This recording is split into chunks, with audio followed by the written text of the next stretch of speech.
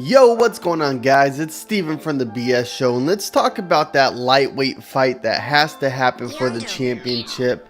I'm talking about Dustin Poirier versus Khabib Nurmagomedov. And I know what everybody's thinking, but I want to see Tony Ferguson versus Khabib. And I do too. I know everybody and their mama wants to see Tony Ferguson versus Khabib, but that's most likely not going to be what happens next.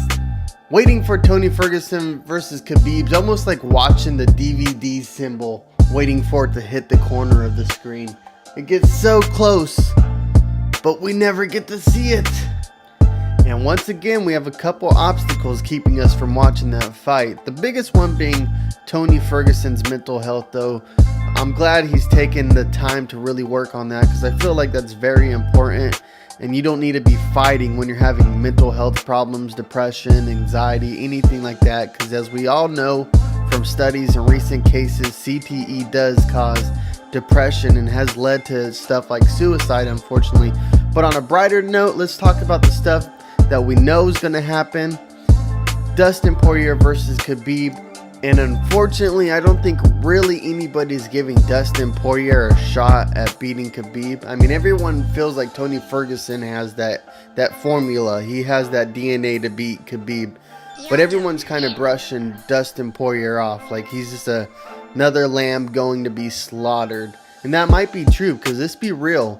Khabib's like the Genghis Khan of that division. He's a conqueror. He's ran through everyone. And he's pretty much made it look easy the whole way. But we don't need to talk about what Khabib does good, because we already know what he does good. He's a phenomenal wrestler. 27 men have faced off against him, and 27 men have lost. So we need to think about, what does Dustin Poirier need to do? And he already knows what he needs to do.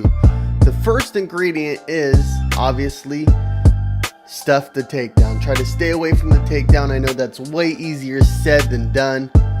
But that's just recipe number one. Number two is very unconventional, and I think this is coming out of left field for most people, because this isn't something coaches would typically say to their fighter. But I think Dustin Poirier needs to let Khabib touch him on the feet. I know you guys are thinking, what the hell are you even talking about? And I'll tell you, I think that Khabib has an ego. He has a lot of pride.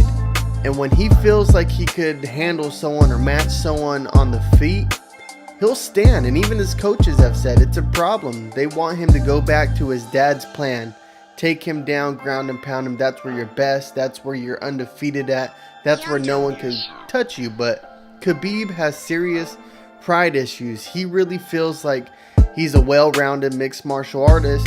And he likes to show his hands every now and again. If he feels like he could touch you and land on the feet, he'll stand and bang with you. We've seen it time and time again. So if Dustin Poirier could give Khabib some false confidence on the feet, maybe then he could find some openings and land some shots that really hurt Khabib. But you got to be really, really careful when you're striking with a wrestler at all, because their takedowns and overhands always look identical through the first third of the motions. Especially when wrestlers like Khabib do it, because they're really good at disguising it. They make it seem like it's going to be a takedown by level changing, and then they come over the top. By then, the opponent's hands are already down trying to stop the takedown, so it lands cleanly most of the time.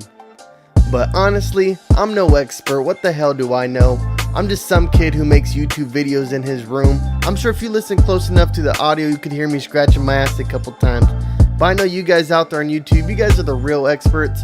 Let me know if you think Dustin Poirier could get it done versus Khabib. And how do you think he's going to get it done? What is he going to do different than 27 people before him have tried and failed at? What can he do to beat Khabib? But that's it for this one, guys. I'll see you guys next time. Peace.